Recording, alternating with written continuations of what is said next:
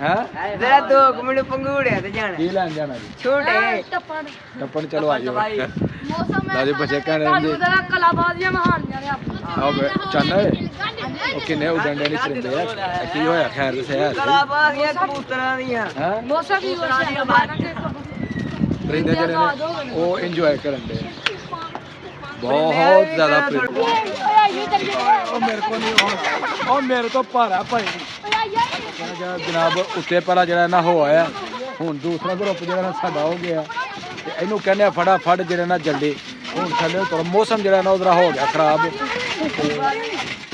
time ना हूँ घर नूं निकलीए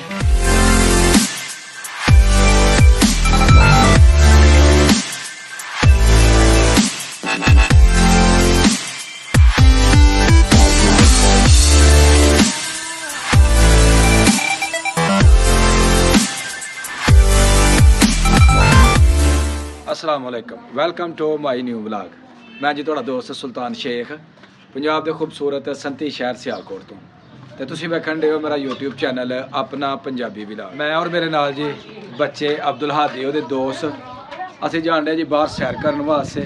ते बच्चे कहण डे जी अज सानूं बैड झूले दे उत्ते ना इंजॉय कराओ ते अज जी असीं बच्चों नूं करवाने दे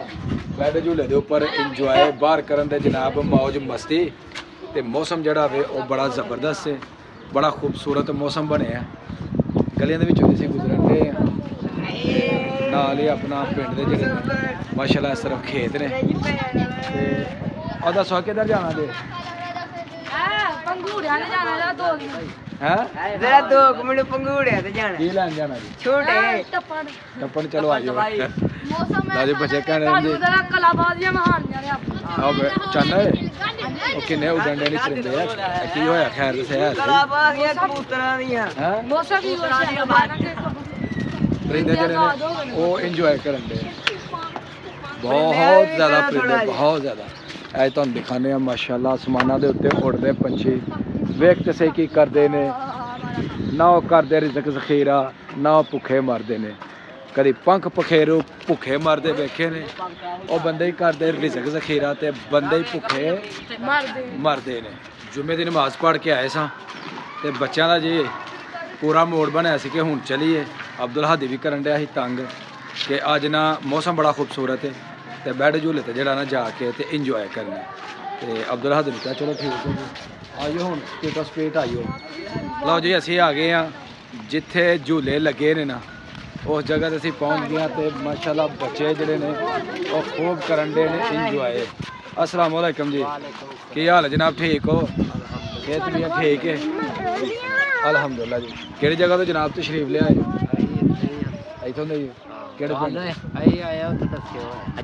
किन्ने दिन हो गए इत्थे बैड नूं लगाए 2-3 दिन हो गए की होया सी कुछ नहीं कोई जो अज बच्चे लैंदे जी बैड के उपर झूले बच्चे करन दे खूब इंजॉय मंजिल बच्चे पहला चढ़े ने तो कुछ है बच्चे चढ़न वाले ने चलो भाई किने किने टिकट लैनी है टिकट लाओ फटाफट टिकट हाउस बच्चे खूब जनाब मौज मस्ती जड़े ने वो कर रहे ने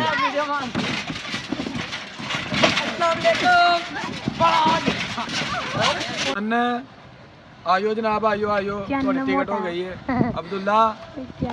अजान गौरी अली भाई अब्दुल हादी लो जी 50 बच्चों दी असां लाइयां टिकटां जनाब उत्ते हुण फिल्म दे खूब जंपिंग करन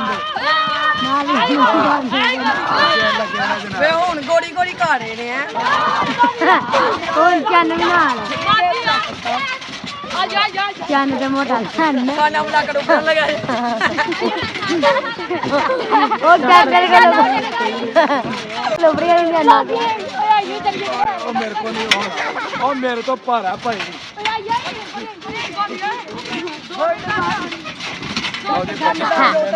चन्न मोटा लाने साढ़े तो जरा सानू लगदा डर इस वास्ते असीं नीचे उतर आए हैं